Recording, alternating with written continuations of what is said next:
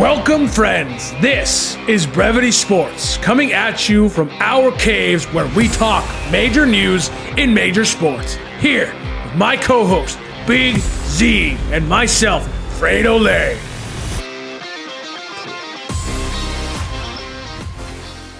Welcome, everybody. We are back. It is your boy, Fredo Lay. We are here. We are excited. If you haven't already, make sure our last week's episode came out a little bit late. So if you haven't already, go check that one out. There's a lot of good stuff in there. Do not skip that. Go back, check it out. Check out the YouTube. Check it all out. I'm here joined as always in our caves by my boy, Big Z. Big Z, say hi to the people. What up, people? I am getting ready for this July 4th. We have an annual cornhole tournament.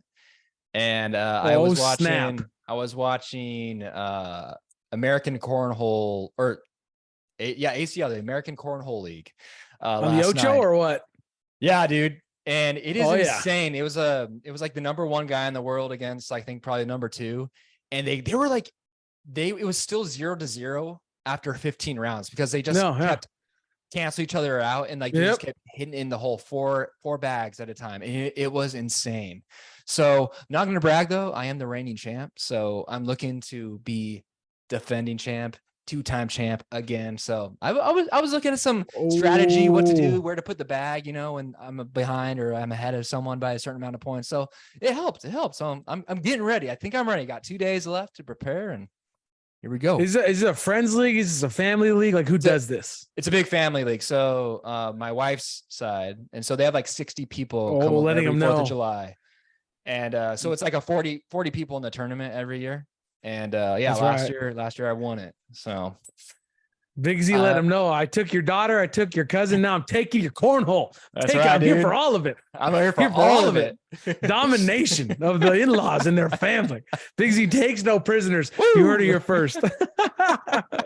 We got a fun episode coming for y'all tonight. We're talking about the NFL.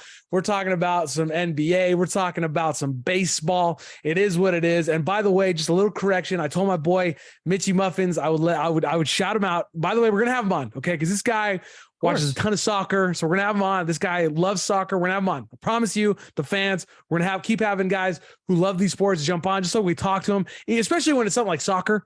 Like I pay attention every couple of years. We need it. I'm not watching every soccer. It's like I didn't even know the USA was playing tonight. We're filming this on a Sunday. They just smashed some team 6-0 in the Gold Cup. But last podcast, I said, we don't know, it's a big thing, the Gold Cup, bigger than the national, whatever series. The last one they won, the last tournament, the big tournament the USA won is actually bigger. It's the Nations League or the Nations, something like that. And it's actually bigger than the Gold Cup. And I was like, oh man, just goes to show we need to have this guy on. I mean, he knows exactly what he's talking about. And it's okay. You know what? That's what's cool about us because we'll admit when we're wrong. And that's right, baby. We don't care. We're wrong. So I would love to have Mitchy Muffins just school us on how important soccer is. Oh, dude, he'll let us know. Yeah. I think he told me that Messi was coming to Miami before Messi knew he was going to Miami. Oh, like Mitchy was up in his pocket. So he's an insider. He's an insider. He's basically an insider, dude. He was already he was in Spain. You know what I mean? I don't know if Messi was in Paris because he used to play for a soccer team in Paris. I don't know where he was, but Mitch was there. He was on the ground. You know what I mean? All right. Yep. He was ready to go. I'm ready. Yes, sir. Yes, sir. But before we get there, listen, Big Z, there is like this ongoing narrative, and we can't. Look, this is Brevity Sports. We talk about major news in major sports. That's right now, it seems like there's a dividing line being drawn in the sand between the NFL teams and their running backs. Once upon a time, growing up for guys like you and me, right? We were looking at Marshawn Lynch. We were looking at, you go way back, you're talking about the bus, right? We were talking about some of these great running backs, right? I knew who Sanders was, even though I didn't really remember him playing, but I knew who he was. I watched his highlights as I got older. My dad would talk about all these great running backs. And growing up, especially in like Madden, you wanted that Bo Jackson. You wanted that dude on your squad when you were getting down on Madden because your running backs would win the game. And if you look at the stats, if you look at the statistics, right? So much more passing is happening right now in the NFL, but running backs are also playing a big role in that. So although at first glance you think, well, the quarterbacks are and the receivers are the much more, that's the much bigger option. But at the same time, you have guys like Eckler, you have guys like Barkley, you have guys with soft hands, right? McCaffrey completely changes the running back positions. You have guys that are actually taking part in the passing game as running backs. So what's causing this dividing line? And do you think there is one, Big Z? I mean, because look at a guy like Cooks. Dude can't find a team. Yeah, I think what it comes down to is injuries. I really think it's just that simple. I think that running backs, they're being used in a way that they're like being treated like superhumans when they really aren't. And so teams are kind of taking advantage of that and saying, we're going to use you so much, but when you're hurt, we're going to refuse to pay you. And like, we're going to treat it like it's your fault. And so that's where running backs are kind of finding an issue when it comes to the negotiation table, right? Like they're saying, hey, I got X amount of yards for you. I had 500 carries this year. Like you used me like I was like your mule. I carried the team, the offense. I was the one who moved the ball down the field for you when you needed 5-6 extra yards. And the teams will say, well, you know what? You got hurt. I'm going to take away X amount of money from your negotiation. So it really sucks because back in the day, there was such an importance on the running back. But now the league, the NFL has learned to really spread out their offense. It's become more of a passing league. And these managers think, I don't need you. I don't need you to move the ball down the field. I don't need you to score the ball. And it's really it's hurting the negotiations. But in reality, the good teams, the ones who win, they're the teams who have a running back. Look at the Chiefs. You don't really think of Pacheco being a superstar on that team, but there's no way that they would have been where they were at last year without him. He was the guy who was able to move the ball when Patrick Mahomes was feeling a little iffy on that ankle, right? When that ball just couldn't be moved. Pacheco was the one who was able to stabilize that offense. Christian McCaffrey, like you mentioned, he's the guy who creates so much and so dynamic in the backfield. The 49ers need running backs. 100%. And so, and yeah, you're right. Teams just don't see the importance anymore. And it really does suck because a guy like Saquon Barkley, a guy like Dalvin Cook, those guys are game changers and they do deserve their money. So the fact that Saquon hasn't secured a long-term contract, and the fact that Dalvin Cook is a free agent. He's been a free agent for 2 months now. It's just mind-boggling to me because these guys can do so much on the field and they're not getting any credit for it as of now. 100%. And I hear there's somebody out there, I was talking to my buddy Jason about it, Strowman Showman, and he was talking about Cook and, how his efficiency has gone down. But I feel like somewhere in the NFL, you would think a guy of this caliber and what he has left in the tank, he would still be able to get signed somewhere, right? Like teams at some point in history of the NFL would have come of knocking for a guy like this, whereas like right now it's like, well, we don't lose a whole lot allegedly to a guy like Madison, right? Like we might lose a little bit, but we're not losing much, if any at all. And that's their belief, which is why they feel like they can move on from him. A guy like Saquon is a lot more confusing to me because when I looked at the Giants last year and I looked at what Saquon was doing, Saquon made that team, right? Like every team game planned for Saquon, which opened up the passing game for a guy like Daniel Jones to succeed. When you look at a team like the Chiefs, if McKinnon doesn't absolutely just get on fire and show everybody that he has some of the softest hands as a running back in the NFL, that's right. I said it. Look at what he did out of the backfield. The dude was running wide receiver routes. It's like him, McCaffrey, and Aaron Jones. I know Aaron Jones doesn't get a lot of love because he doesn't get the touches on the goal line, but those dudes with their soft hands out of the backfield, it's unreal what those guys can do, right? Aaron Jones running a friggin' pattern right down the sideline. It's insane. It's insane, some of these guys. So I hope that Saquon finds a team. I hope that he gets the deal that quite honestly he deserves, right? In my opinion, Saquon does deserve some money. He does deserve a long-term deal. I get it. He's been injured, but he's come back. He's come back. What I've looked into it, like it's a pretty recent article from Bleacher Report, is that they're optimistic that they're going to come to a deal before the July 17th deadline. That even though Saquon is technically holding out, like he's not really holding out officially yet because his training camp hasn't started. But both sides have been talking to each other this whole offseason. And they're still optimistic. Like they haven't really burned the bridge on both sides. So I think something can happen. And like you said, the Giants would be stupid to let him sit out. Like it would be dumb. Like Daniel Jones is going to be shredded if Saquon Barkley is not there. Boy. Not only can he move the ball with, when he's handed off to, he can create routes in the backfield. He can dump it off. And also he's a great blocking running back. He protects his quarterback too. So Daniel Jones's weaknesses will be just put on full display if Saquon Barkley is not back. So I do think it is a priority. It's just like you said, teams just don't look at running backs with the same importance as they used to. So I think that's what we're seeing here. With Dalvin Cook, I think his best fits the Jets, in my opinion. They have the money. They have $23 million in cap space. Yeah. I think especially with Breece Hall, who is a really great talent, but he got hurt last year. Everyone expects him to be ready for week 1. But if you get Dalvin Cook on your team, that takes the pressure off of Breece Hall to come back, but maybe before he's ready for week 1. Then you have Dalvin Cook to take the bulk of those carries. Breece Hall can maybe come back week 4, week 5. And then you have the greatest probably 1-2 punch of the game, in my opinion. Healthy Breece Hall, and Dalvin Cook with Aaron Rodgers throwing the ball as well. I think that's huge. The team is ready to win now, especially with the acquisition of Aaron Rodgers, another year of maturity on the defensive side for the Jets. 100%. And the wide receivers, I think that's the best fit. I know that he's been linked to the Dolphins, that the Dolphins have offered him a contract, but I think he's waiting for the Jets to say, hey, we believe that you're that missing piece to get us to the championship, to get us a Lombardi trophy. I don't know how you feel about that, but I think that him and the Jets are a perfect fit.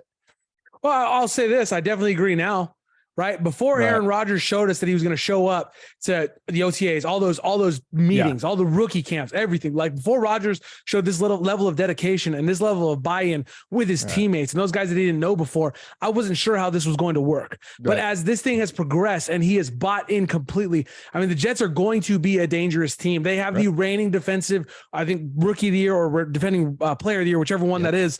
In Sauce, right? They have a good defense.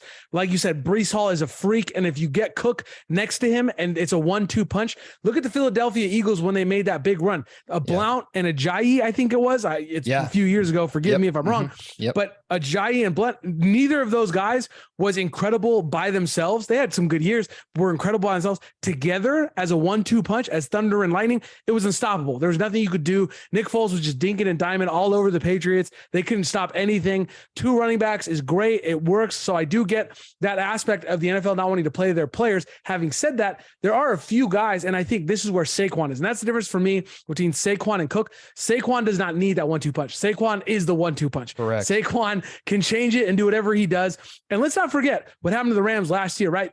Everyone thinking there's this surplus of like running back talent out there. At the beginning of the year, Sean McVay was like, Akers is our running back. Halfway through the year or like 2 games in, he's like, Akers isn't even a part of the Rams. I never want to see his dumb face again.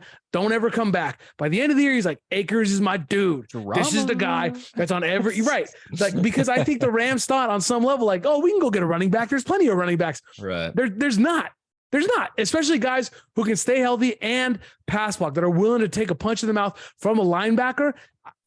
I don't think that it's that easy to find. Having said that, and I want to be clear on this, I don't feel bad for you if you make $10 million a year. Like, I just don't. So I'm going to say that, but you should get a longer term deal. I do agree with the fact that, hey, make your tens of millions and then get a longer term deal. 100%. I respect that through and through. Yeah. Well, Saquon is the most valuable guy on that team. Like, he's the one, like, without him, you're going to see a huge drop off. If the Jets don't get Dalvin Cook, like, you're not going to, they're going to be better regardless, just because of what they've brought in during the offseason. So I guess we really can't compare. The one thing I don't get about people saying that Dalvin Cook, that he the way his usage rate has gone down and he's just not as efficient as he used to be. Yes, but also, is that also because Kirk Cousins has just like been told to throw the ball more down the field to Justin Jefferson? Like, I don't know. Like, he's still averaging 1,500 yards from scrimmage every single year. Like, that's pretty efficient to me as a running back, whether it's on the ground or also in the air. Like, I feel like, especially with him and Breece Hall and the amount that Cook has been injured because he's been used so much, I feel like he's not going to be used. His usage rate is going to go down a little bit because of Breece Hall, but it's going to make them even more dangerous. So I don't believe he needs to be a 1-2 punch per se. I think that he could still be good. But I think that adding him to the Jets makes them that more dangerous because of how efficient he is. Like, he made the Vikings pretty good, in my opinion. So I thought that he's pretty efficient, in my opinion. I mean, I'm not an insider or a stat guy, but yeah, no, I agree, dude. Hey, look, when I test, baby, when I look at the Vikings and I see Kirk Cousins, your quarterback, and I see what Cook and Jefferson were able to do, like, you know what? These guys are pretty good. Yeah, These guys are pretty good at football. Speaking of Jefferson, the footballers, the dudes, the guys that we listen to. I listen to a bunch of fantasy football podcasts. They came out with their rankings. I'm sure they're going to change before the end. But as right now that it sits, they got their top 10 as such. They got Jefferson, they got Cooper Kupp, Chase, Hill, Diggs, AJ Brown, CeeDee Lamb, Adams, St. Brown, and Waddle. What do you think of that list, Big Z? You like that list? Is anybody left off that list? I think T. Higgins is he's at number 12 on that list. I think that T. Higgins is a lot better than Jalen Waddle, in my opinion. Maybe because he has Burrow thrown to him. And so maybe they think without Burrow, he wouldn't be as good, put it up against Waddle. Waddle maybe has more talent. He's a little quicker. He can get down the field a little bit more, and Tua has an arm. But the rest of them, in my opinion, I think are pretty good grades. I think that AJ Brown should probably be a little higher. I think that Tyreek Hill should be lower. I think he's dropped off a little bit. Also, he does have some legal issues. So he may not play too much this year. I know that obviously that's not taken into account for this list. Obviously, this is just based off of talent for fantasy wise and what impact you can have on a team. I also think that CeeDee Lamb is a little high, too high, in my opinion. We're Cowboy haters on this show, and I think that CeeDee Lamb is a little too overrated. You saw in the divisional round against the 49ers, the dude cannot separate. He's not good when you have guys a zone around him, a bubble around him. He cannot do anything. He's not a guy like Devontae Adams, a guy like Jamar Chase or Justin Jefferson or Cooper Kupp. Those guys run away from coverages. CeeDee Lamb cannot do that. He doesn't have that extra speed or extra talent in his repertoire. And I think that he's a little too high on the list. I would say he's top 15. Being number 7 is a little questionable in my opinion. But overall, you can't really hate it too much. Just a few little tweaks in there. But like you said, as the preseason starts, as training camp start, they're going to tweak it, of course, and adjust. And he's probably going to be out the top 10, in my opinion.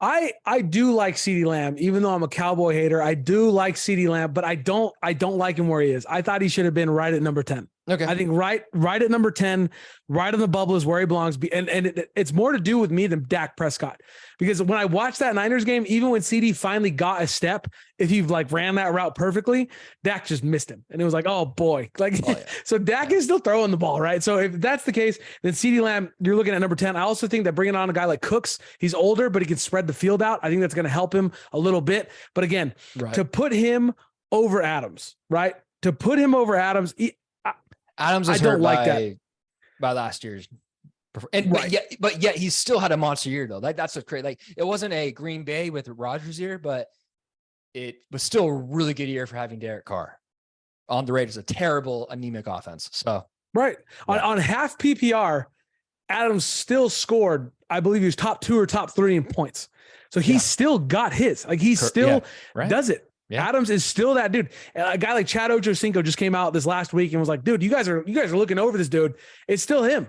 He's still the guy. But I do get it.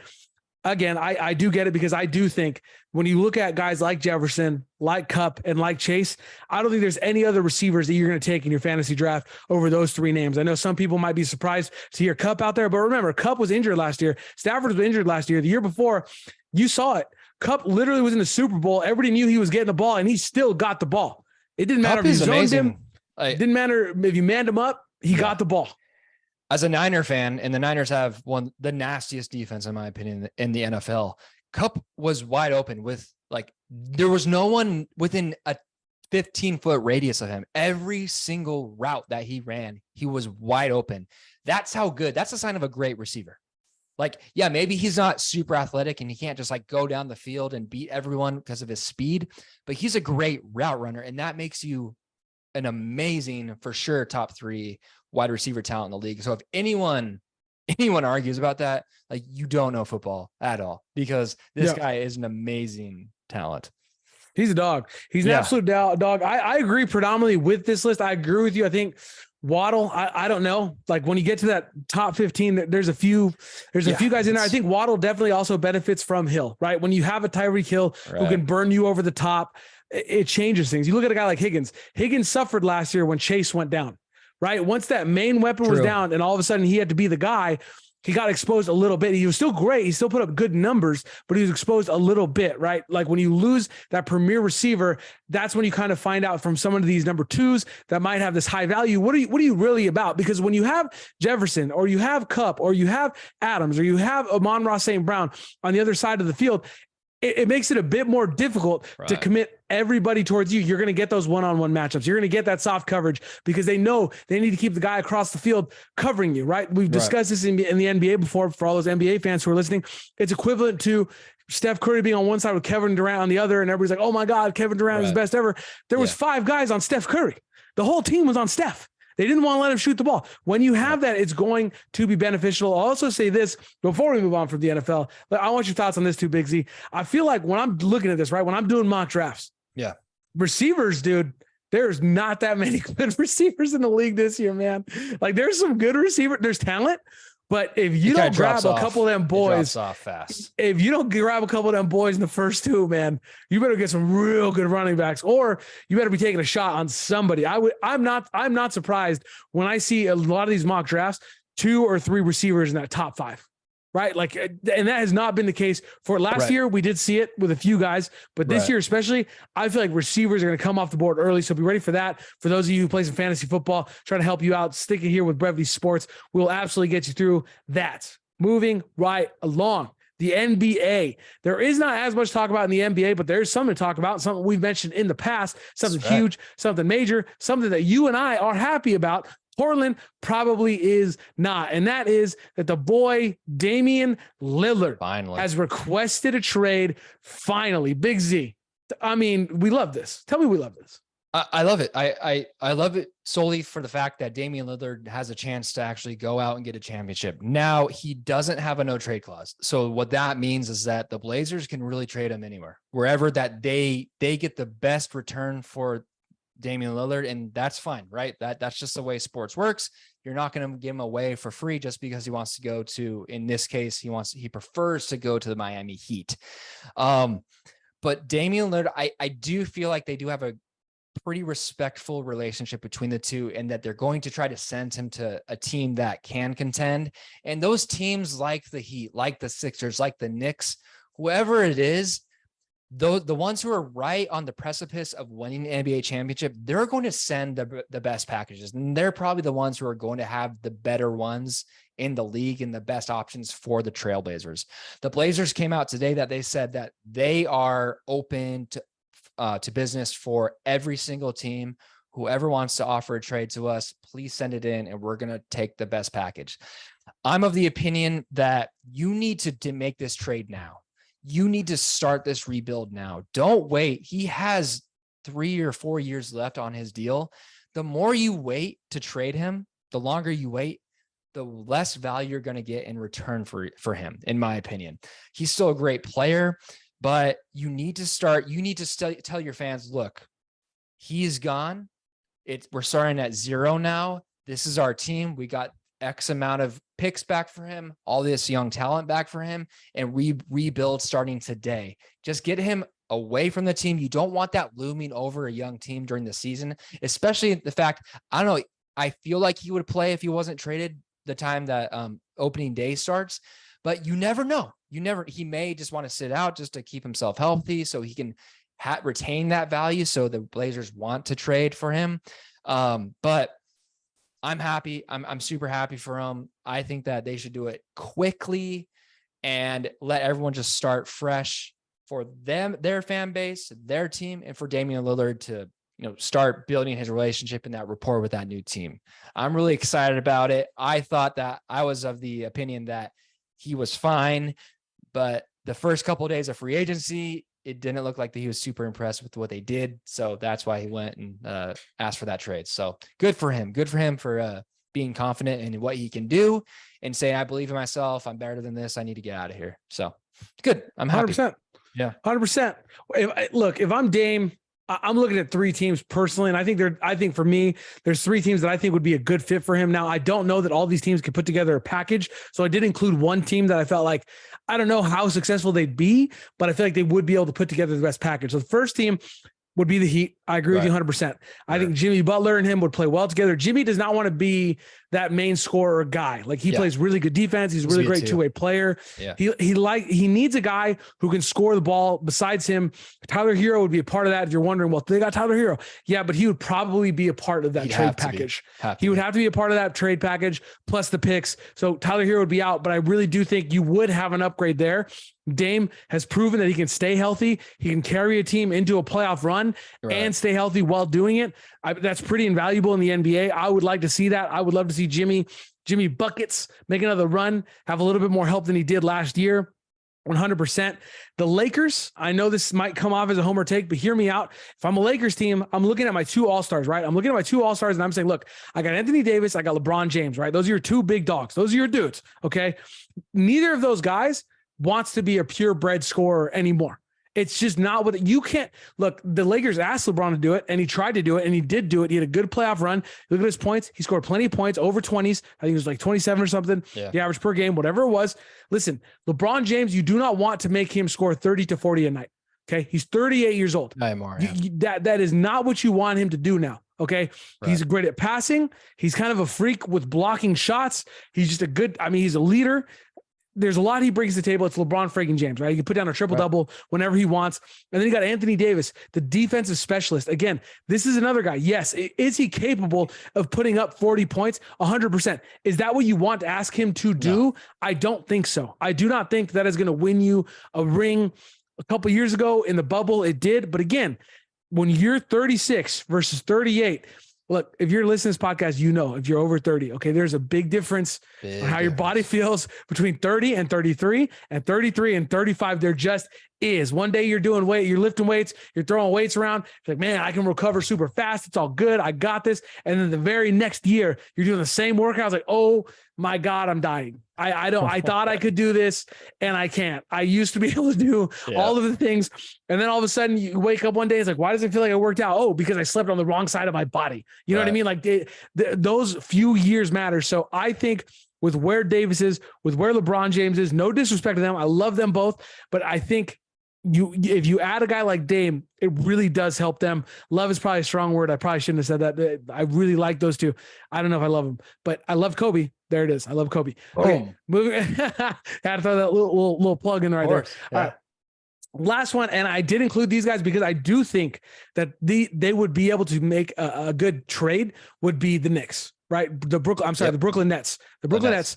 They have the money, and they have the picks. Right. So CBS Sports, Miami would have a chance against Brooklyn. The Nets control Phoenix. These are the picks they have, which is crazy. Again, this is according to CBS Sports. It's not me. I'm not ripping off CBS. I'm not trying to. Because the Kevin Durant trade from Phoenix. Yeah. They have all those picks. Exactly. Yeah. Yep. They have Phoenix's first round picks, 25, 27, and 29. They have future picks from Dallas, and then they have their picks coming up. So you're talking about a team that can put together a pretty sick package. And then money wise, their owners got the money. Right. Their owner has the money. It's a big market. Dame would eat it up. I think the boy's a star. He's good on and off the court. He's a good leader. I think he'd crush it. I think he'd kill it. Those are the three teams I'd like to see him go to. I think if he did, you mentioned him. I think if he did go to the Sixers, I don't know what it is with the Sixers. It seems like this last year, right? They had the MVP. They had Embiid. Like this was supposed to be their year. This dude was going to dominate. Granted, he had the knee thing he was dealing with. I get it 100%. Having said that, it just seems like the Sixers, they've gotten there, right? The Lakers beat them, 18, 20 years ago, whatever it was. And every year that they're back now, they're just ousted in the first or second round. I don't know that Dame helps them. I don't know that he gets them over the hump. Yeah, but I feel the same about the Nets. Who do you have left on the Nets? Oh yeah, no, that was purely you want a package. Go to the Nets for the Blazers. Yeah, for the Blazers. And that's where I think the rub's going to be, is because, yes, I think there is a lot of respect, like you mentioned, between Portland, the Trailblazers, and Dame. But at the end of the day, when you look at the teams, they're looking at their best offer. Right. If you're looking at teams who can win next year, right? I mean, the Kings have some picks, so I guess they could trade you, but I think the Kings are still maybe 2-3 years away. They got a really young team. You look at a team like the Lakers, they're not going to be able to trade you a whole lot, right? They don't have as many picks as other teams. You're looking at a team, like I said, like the Heat. Again, you're going to have to include a Tyler Hero because, again, the picks, I'm not sure what their situation is. Look at the Grizzlies. They're already making moves. And again, they're probably a couple years away. So if Dame is looking to go to a real good contender, a team that can give them the picks right now, maybe – but it wouldn't make sense. It would not make sense to ship him to a team like the Celtics who actually have picks and have retained their picks. It wouldn't make sense to do that because they already have the purebred scorer in Tatum. And that was honestly the issue he ran into with Brown. So, it's going to be interesting to see where he goes. It really is. It's going to be fun to watch. Yeah, for sure. I think it's going to be really fun to watch. I do hope he goes to a contender, just selfishly, just because I want to, because he's kind of like Mike Trout and Shohei Ohtani. Like, you want to see them in the playoffs. You want to see them on the big stage. I want to see Damian Lillard on the big stage because when he has been in the playoffs, he's had so many iconic moments. He's had multiple buzzer beaters that have like propelled them to win the series. Like, it's not just like he won a game. Like, it's buzzer beating like series wins, that's Damian Lillard. Like, has ice in his veins. Like, he's one of the most clutch players in NBA history, in my opinion, and one of the most fun to watch. So I really do hope that he's traded to a contender, but like you said, the Blazers have to look out for themselves, and I don't blame them for doing that either. Can we talk about the Lakers free agency? I know we didn't plan for this. I don't know if you've looked into this. But I love it. The free agency opened on Friday. They got our boy Gabe Vincent from the Heat. I think that that is huge. They got him for a 3-year deal that gives them shooting that enables them to sprout out the floor more. They got Ruben back. They got Austin Reeves back. They got Jackson Hayes from the New Orleans Pelicans, which he's going to back up AD. But the guy averaged like 16 points a game last year. He's a great defender. He's great in the paint, and he's just an athletic big man. And they didn't really have a true center on the team. So he's super tall as well. I love that move. I think that it's really going to help them. I'm super pumped about it. They got D'Lo back for super, super cheap. He was looking at for $30 million a year. He ended up only getting $17 million a year. So they're able to save money on him. And also, if he doesn't work out after this year, it's a tradable contract too, which is great. They're not overpaying anyone on that roster. And so I don't know. I was just super excited about it. I think that they were right there, even though they got swept by the Nuggets. Yes, it's a homer take. They didn't get swept by them, but they were in every single game, and they just needed one extra guy to make one extra shot. And I think they got some of those guys. Now, I'm not saying that they're the best team in the league. I think there's still moves to be made at the trade deadline next year, but I think overall bring this team to start the season with the team, or to start this season with these guys on the roster, I think is really going to benefit them. And because last year they had a terrible roster up until the trade deadline, and that's when they started making their run because they made all those trades. Now they brought the core back together, and they can start a season with these guys. I think it's going to be a whole different outlook. They're definitely going to be a top 4 team in the West, and it's going to change things. So I don't know. I was super pumped about it. So yeah, big Laker fan. Yeah. I love it. It at the very least gives them a true blue ball handler, which I feel like was a piece they were a little bit missing. We were talking about Lakers last year, right? Between D'Lo and Schroeder. Schroeder had great defense. Too many turnovers. Too many turnovers for me. Yes. D'Lo went away at all the wrong times. I like him. I'm glad we got him back. Don't get me wrong. But he went quiet at all the wrong times. Vincent was a dog for the Miami Heat. If you watched him play, he left his heart. He left it all in line, dude. He left it all in line. Defensive, offensive. I love that move. That's a great move. Attaboy, Big Z. Way to bring that up, especially knowing that it's time now. We got to do it. We're moving over to the MLB. Yeah, all-star time, baby. That's right, baby. Big Z. The teams are picked. Tell the people who they're rocking with. Give the people their starters. All right, so we're going to start with the American League, and it is Texas Ranger heavy, which is really surprising to me. Like, this team has come out of nowhere. happy for the Six fans. players. Six players. But that's insane. I think it's the most out of any team that they got elected to the All-Star team. So good for them. So here's the starters. So we got Jonah Heim from the Rangers at catcher, Yandy Diaz from the Rays, first base, second base, Marcus Semien from the Rangers, third base, rookie Josh Jung from the Rangers. Got shortstop Corey Seager, my boy, from the Rangers. Then we got outfield of Mike Trout from the Angels. We got outfield of Randy Arozarena from the Rays. Outfield Aaron Judge from the Yankees. I don't know if he'll be back, but he is a starter because of all the votes. And of course, we got our boy Shohei Ohtani as the DH. That's the AL starters. We'll go to the NL starters right now. So we got Sean Murphy at catcher from the Braves, which he's good. He's solid. Our boy Freddie Freeman from the Dodgers at first base. Second baseman Luis Arias from the Miami Marlins, which is he's flirting with a 400 batting average, which he's a dog. It's a great story. I really hope he does. I think that's one of the biggest accomplishments ever in MLB if he is able to do that. We got third base Nolan Arenado from the Cardinals. Shortstop Orlando Arcia from the Braves. Outfield Ronald Acuna Jr., who's killing it this year from the Braves. We got next outfielder Mookie Betts from the Dodgers, who's just a stud anywhere he plays. We got Corbin Carroll, rookie from the Diamondbacks, and then DH JD Martinez. So we got a pretty Dodger-heavy NL starter team, which is really awesome. And then with the reserves for the rest of the American League, we got Felix Bautista, Baltimore Orioles, Yennier Cano from the Orioles, Luis Castillo from the Mariners, Emmanuel Clase, closer from the Guardians, Garrett Cole from the Yankees, pitcher. Pitcher. Nathan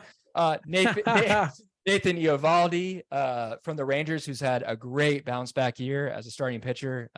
Former Dodger, just saying. Gives us hope. Dodger. Gives us hope when he, with the 2 Tommy Johns, gives us hope that Walker can come back. Yeah, exactly. Sonny Gray from the Twins, great bounce back year. Our boy Kenley Jansen from the Red Sox. Michael Lorenzen from the Tigers, Shane McClanahan from the Rays, Shohei Ohtani somehow as a pitcher, I think he made reserves from the Angels, and then Framber Valdez from the Houston Astros. That rounds out the American League. In the National League, we got Alexis Diaz from the Reds, Camilo Doval from the Giants, great reliever, great stuff. Bryce Elder, great young pitcher from the Braves. Zach Gallen, young pitcher from the Diamondbacks. Josiah Gray from the Nationals, former Dodger. Josh Hader from the Pods. Mitch Keller from the Pirates. Our boy, Clayton Goatshaw. Justin Steele from the Cubs. Spencer Strider from the Braves. Marcus Stroman for the Cubs. And last but not least, Devin Williams from the Brewers, who has slid into that closer role and is a nasty changeup. So, in my opinion, I think the American League on paper has a little better of a team than the National League, in my opinion. And they always win the All-Star game anyways. It somehow, I don't know, but they always do. They always do. Yeah. They've won they've dominated for so many years. By the way, yes, the Braves do have 8. With the reserves, the Braves have 8. Right. Texas has 6. Dodgers have 5. Again, your big market team, right? Texas, they love their Rangers, dude. Look at that stadium. Thing's huge. Right. Massive stadium. Right. They had the money. I did have to bring this up because I thought this was interesting. Of course, I started looking at who people thought were snubs, and there was one snub I agreed with, one snub I did not agree with at all. The snub I did not agree with at all, I'm going to piss off the entire Tampa Bay Ray team. Wander Franco, according to USA Today, was one of the biggest snubs on this roster. Here's the problem. He was going up against your boy, Corey Seager. They felt like this guy should have been a starter. And I looked into it. I was like, okay, what are the arguments they're making? So one of the arguments they brought up was that Franco played 82 games. Corey has only played 52 games. Franco, but when you look beyond that, right, that was like the one valid thing. When you look beyond that, with less games, what Corey's done, okay, Franco has a 283 average, 9 home runs, 42 RBIs, right, and an .802 OPS, right? It's not close. It's not close. Okay. Yeah. Corey Seager, 351 average, 10 home runs, 49 RBI, and a 1. You're hearing this right. A 1.023 OPS Because not only is Corey getting on base, but he's slugging to do it. Like it wasn't even close. When I read that as a snub, I was like, oh yeah, Franco, yeah, he's pretty good. What happened? And then I was like, oh, sorry, dude. I mean, you're having a great year. You're doing great. Keep it up. You're balling.